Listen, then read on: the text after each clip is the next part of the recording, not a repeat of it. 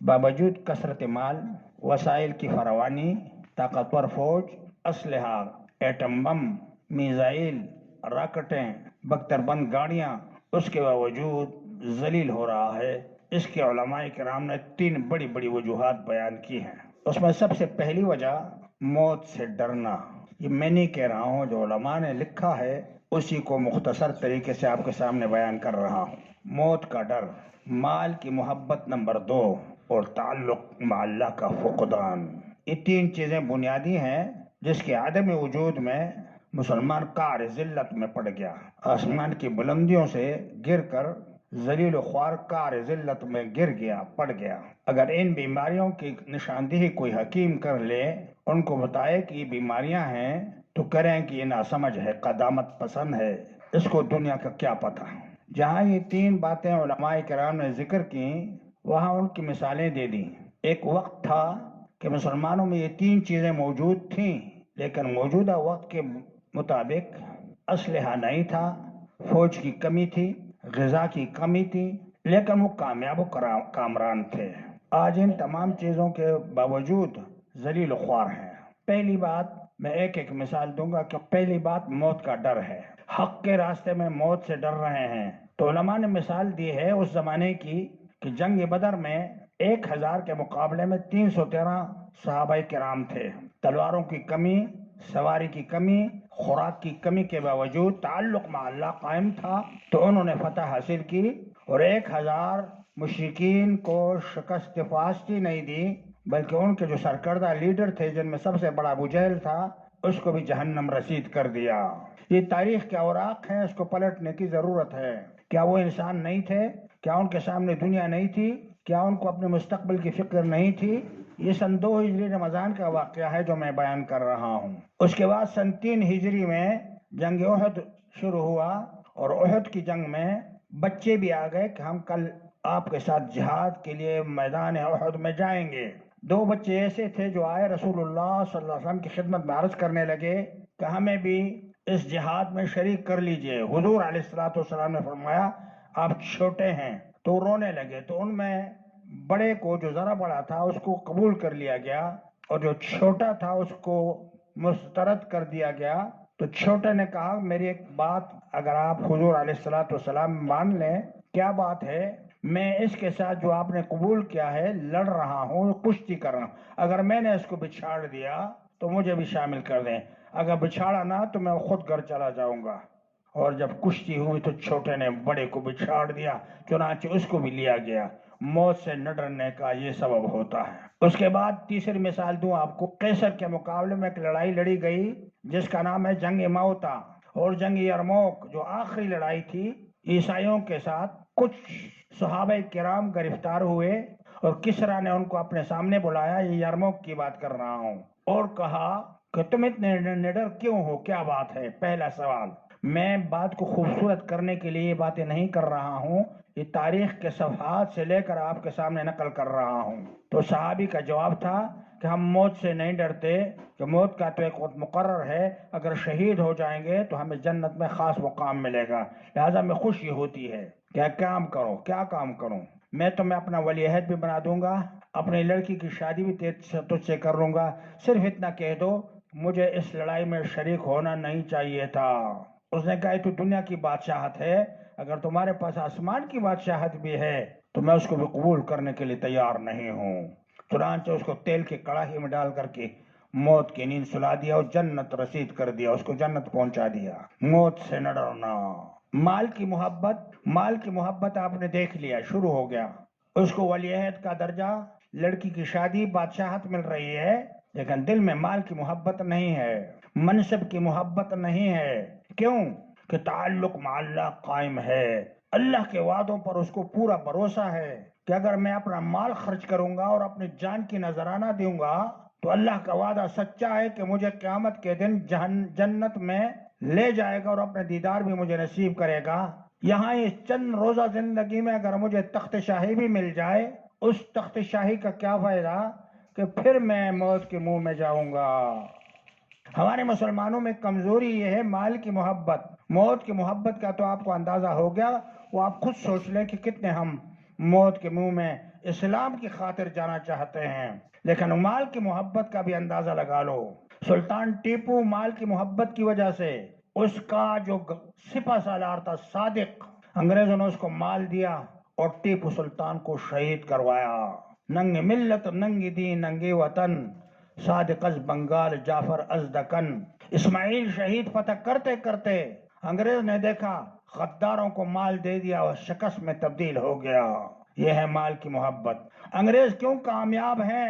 مختلف ناموں سے عیسائیت کو پھیلانے کے لیے مال کو بے تحاشا خرچ کر رہے ہیں۔ ہمیں مال کی محبت اتنی زیادہ ہے کہ ایک معمولی کام کے لیے بھی کہا جائے تو اس سے بھی ہم پیچھے ہٹ جاتے ہیں، رشوت چل جاتی ہے۔ ہمارے عدالتوں میں فیصلے کیوں صحیح نہیں ہوتے؟ مال کی محبت ہے، رشوت دو۔ ایک صاحب کا ایک قصہ آیا، اس کا مکان جل گیا تھا، 5 لاکھ پولیس والے کو دیے، اگلے دن پتہ چلا کہ کس نے جلایا تھا، ورنہ قیامت تک اس کا علم نہ ہوتا کہ جلایا کس نے ہے۔ منصب کی محبت نے ہمیں یہاں تک پہنچا دیا کہ اگر ہم فلسطینیوں کے ساتھ ہاں میں ہاں ملائیں گے تو پتہ نہیں ہمارا منصب تباہ ہو جائے گا، ہم غرق ہو جائیں گے، ہم تباہ ہو جائیں گے۔ موبائل کو دیکھو، اس میں فحش، جب بھی موبائل کو دیکھو کہ لڑکی سامنے کھڑی ہوگی وہ آپ کو دعوت دیتی ہوگی گناہ کی۔ انفرادی سطح سے لے کر کے اجتماعی سطح تک اور حکومت کے ایوانوں تک یہ چیزیں عام ہیں، لیکن ہم ٹس مس نہیں۔ جنگ تبوک شروع ہے، رسول اللہ صلی اللہ علیہ وسلم جنگ کے لیے روانہ ہو رہے ہیں۔ وسائل نہ ہونے کی بنیاد پر رسول مقبول صلی اللہ علیہ وسلم نے اعلان فرمایا کہ لمبا راستہ ہے، وسائل کم ہیں، اس کے لیے چندہ کرو، یہ مشترک معاملہ ہے، سب کو اس میں اپنا حصہ ڈالنا چاہیے۔ مسجد نبوی کے صحن میں ڈھیر لگ گئے۔ ابو بکر صدیق رضی اللہ تعالیٰ عنہ، حضرت عمر رضی اللہ تعالیٰ عنہ آئے، عمر سے پوچھا کہ آپ اتنا مال لائے ہیں، گھر کے لیے کچھ چھوڑا؟ حضور علیہ السلام کو جواب دیتے ہوئے عمر رضی اللہ تعالیٰ عنہ نے فرمایا، اے اللہ کے رسول، آدھا اولاد کے لیے، آدھا یہاں لایا ہوں۔ ابو بکر صدیق رضی اللہ تعالیٰ عنہ سے پوچھا گیا، نے کہا اللہ اور اس کے رسول کا نام گھر پہ چھوڑا ہے، سارا مال لایا ہوں۔ اسی پر قیاس کریں باقی صحابہ کرام نے تو ڈھیر کے ڈھیر لگ گئے۔ حضرت عثمان رضی اللہ تعالیٰ نے 300 اونٹ، بعض روایت میں 1000 اونٹ دیے، تو جنگ میں پھر فتح ہوتی ہے نا۔ لیکن مال کے ساتھ میں اتنی محبت کروں کہ اپنی تجوری کی چابی گم کر دوں، اپنا بھی نصیب نہیں ہوتا، پھر خود موت کے منہ میں چلا جاتا ہوں، مال اس طرح ہی رہ جاتا ہے۔ یہ دونوں چیزیں جو آتی ہیں تعلق مع اللہ نہ ہونے کی وجہ سے ہوتی ہیں۔ تعلق مع اللہ کس طرح قائم ہوگا؟ ذالک الکتاب، یہ کتاب ہے، لا ریب فیہ، اس میں کوئی شک نہیں ہے، تمہارے نجات کے لیے یہ کافی ہے، اس کی طرف رجوع کرو۔ جمعہ کی اذان ہو جاتی ہے، میں ٹس سے مس نہیں ہوتا کہ مسجد کی طرف دوڑتا ہوا آ جاؤں، اپنے گناہوں کی بوجھ کو اپنے سامنے رکھ کر اللہ سے معافی کی درخواست کروں، آخری وقت میں جلدی جلدی دوڑتا ہوا ہے کہ آخر مسلمان تو ہے نا، نہ اپنے بچوں کی فکر ہے، نہ اپنے گھر والوں کی فکر ہے، نہ آخرت کی فکر ہے۔ یہ 3 بنیادی چیزیں ہٹانی چاہیے۔ موت کا خوف ایک بزدل آدمی کا کام ہوتا ہے، مزہ آتا ہے کہ یہود اور نصارہ سامنے ہو اور ایک مسلمان اس کے ساتھ لڑے، فضائی بدر پیدا کر، فرشتے تیری نصرت کو اتر سکتے ہیں گردوں سے، قطار اندر قطار ابھی۔ جنگ احد کے رات کو صبح لڑائی شروع ہونے والی ہے، مشرکین پہنچے ہیں، حضرت سعد اور حضرت عبداللہ بن جحش 2 صحابی کنارے پہ بیٹھ گئے۔ وہ اس طرح گوشت پوش کے انسان تھے، ان کے بال بچتے، ان کی امنگیں اور امیدیں تھیں، لیکن تعلق مع اللہ اتنا مضبوط تھا کہ وہ ایک دعا مانگ رہے ہیں۔ ذرا غور سے سنیے کہ ایسے لوگ بھی دنیا میں ہیں جو اس قسم کی دعا مانگ رہے ہیں۔ مجھے محال سے اتنی محبت ہے کہ پتہ نہیں گن گن کر ایک شخص گنتے گنتے مر گیا تھا۔ 2 صحابی اکٹھے ہو رہے ہیں، عبداللہ بن جحش اور حضرت سعد رضی اللہ عنہما، ایک دوسرے سے کہہ رہا ہے کہ میں دعا مانگوں گا تم آمین کہو، پھر تم دعا مانگو میں آمین کہوں گا۔ پروردگار عالم کل رسول اللہ صلی اللہ علیہ وسلم کے لیوا یعنی جھنڈے کے نیچے میں لڑنے کے لیے جا رہا ہوں۔ ان کے بچے بھی تھے، ان کی بیوی بھی تھی، خواہشات بھی تھے۔ مزہ تو جب ہے کہ بچے بیوی چھوڑ کر کے انسان اپنے مال کو اللہ کے راستے میں، اپنے جان کو اللہ کے راستے میں دے دے۔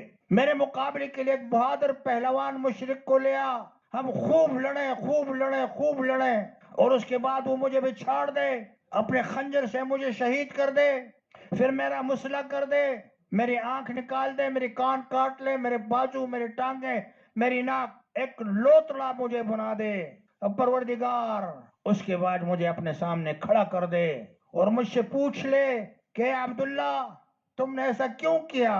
تو میں کہوں گا اے رب آپ سے ملاقات کے لیے شہید ہونا چاہتا تھا۔ یہ دعا کی، دوسرے نے کہا آمین، دوسرے نے کہا آمین۔ اب دوسرا دعا کر رہا ہے، پروردگار عالم کل میں حضور علیہ السلام کے جھنڈے کے نیچے آپ کی خوشنودی کے لیے لڑ رہا ہوں، ایک قوی پہلوان میرے سامنے آ جائے، ہم کشتی کریں کریں کریں، پھر میں اس کو بھی چھاڑ دوں، اس کو جہنم رسید کر دوں، خنجر خون آلود رسول مقبول صلی اللہ علیہ وسلم کے سامنے لے آؤں کہ اللہ کے رسول میں نے فلاں پہلوان کو جہنم رسید کر دیا ہے، رسول صلی اللہ علیہ وسلم خوش ہو جائیں گے۔ اس نے کہا آمین۔ یہ جنت کی کمائی اس طرح آسان نہیں ہے جس طرح ہم سوچتے ہیں۔ آج فلسطین میں لڑائی ہو رہی ہے، میں وہاں جا نہیں سکتا، لیکن میں ایک لڑائی تو لڑ سکتا ہوں، اور وہ لڑائی ہے کہ کم از کم ان خنزیروں اور ان بدبختوں کے مال سے تو بائیکاٹ کر دوں۔ ہر دکان میں پیپسی رکھا ہوا ہے، ایمانی حرارت اتنی کمزور ہو چکی ہے، ان کی داڑیاں نہیں ہے، تمہاری بھی نہیں ہے، وہ ٹائی پہنتے ہیں تم بھی پہنتے ہو، وہ پتلون پہنتے ہیں تم بھی پہنتے ہو، وہ اپنے گھروں میں ٹی وی اور برہنہ فحش فلمیں دیکھتے ہیں تم بھی دیکھتے ہو، یہ جہاد تو کرو نا کم از کم۔ اگلے دن لڑائی شروع ہوئی، جو ہونا تھا سو ہو گیا، سب اپنے شہیدوں کو اکٹھا کر رہے ہیں تاکہ ان کا نماز جنازہ اور ان کو سپرد خاک اور اللہ کی طرف بھیجا جائے۔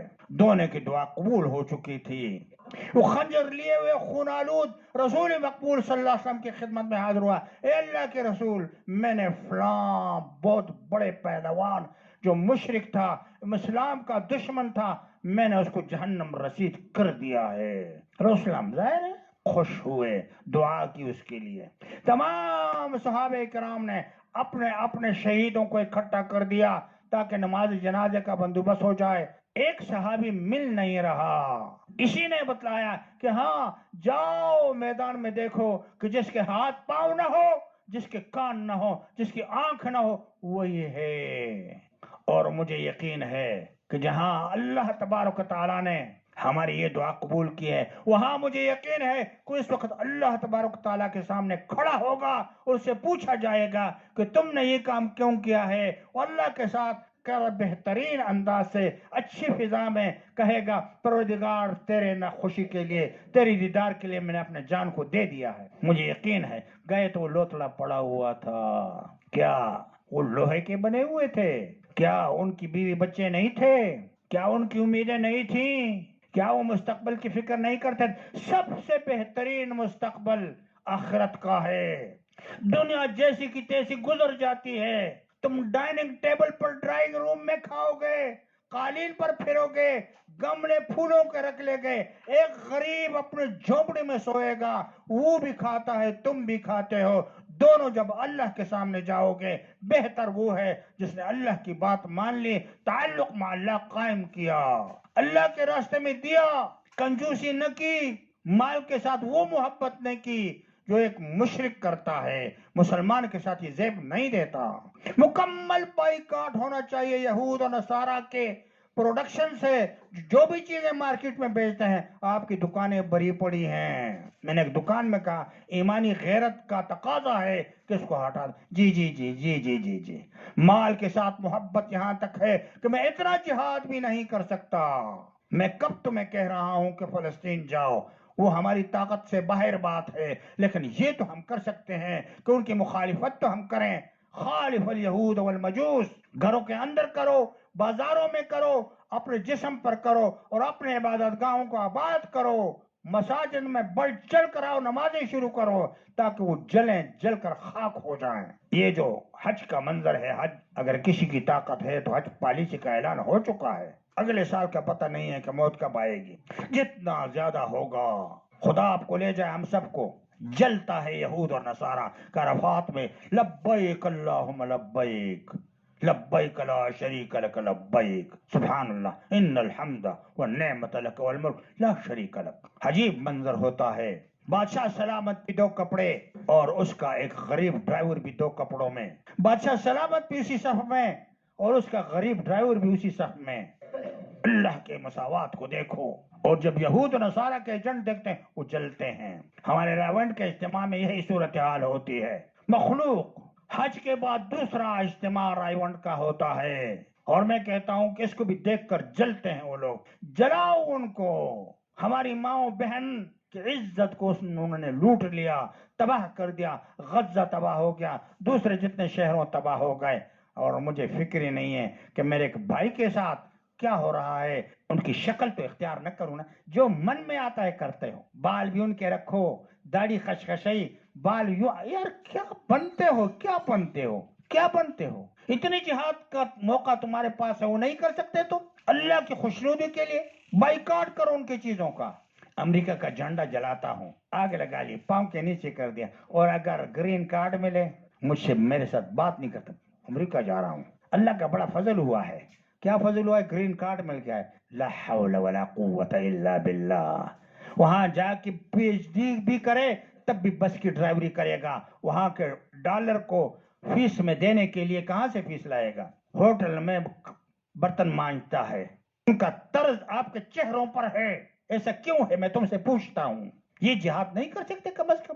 تمہارے بال کس طرح ہیں، تمہاری شکل کس طرح ہے، تمہارے بچے کس طرح ہیں؟ کیوں اس جہاد میں آگے نہیں آتے تم؟ ان تنصر اللہ ینصرکم. اگر اللہ کی مدد کرو گے اس طریقے سے اللہ تبارک تعالی تمہاری مدد کرے گا. ڈر کے مارے ہمارے چیف صاحب کی خدمت میں عرض کروں گا.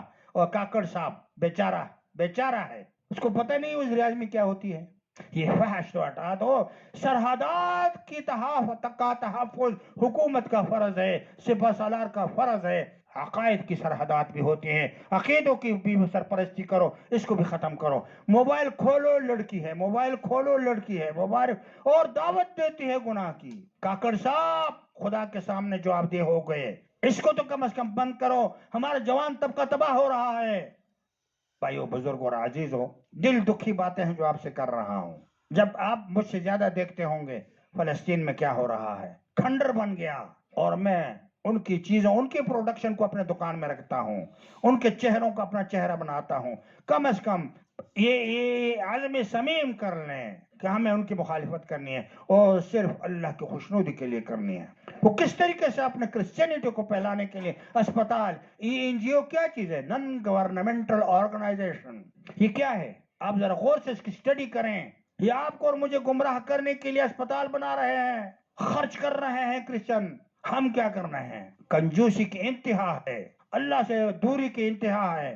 باز آنا چاہیے. میں اپنے نفس سے کہتا ہوں، پھر آپ سے کہتا ہوں کہ ہمیں تعلق مع اللہ گہرا طریقہ ہونا چاہیے کہ مجھے اب کیا کرنا چاہیے. موجودہ اس وقت میں بول نہیں سکتے ہم. 2 بول بولیں تو کیا ہوتا ہے؟ امریکہ آ جائے گا، امریکہ آ جائے گا. تو نہیں، امریکہ بھی بڑی عجیب چیز ہے.